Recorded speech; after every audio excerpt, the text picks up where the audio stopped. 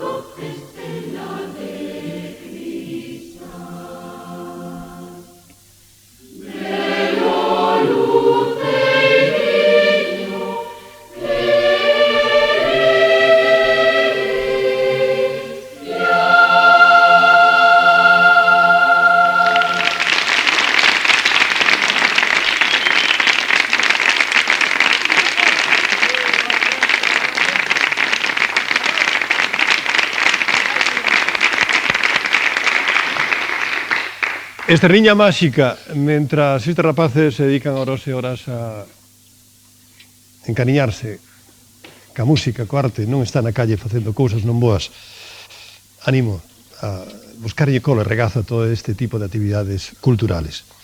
E pecha, boa saúde, hoxe, o fantástico, fenomenal, como soan, coro xuvenil da Garda, que remata a nosa boa saúde con unha habanera.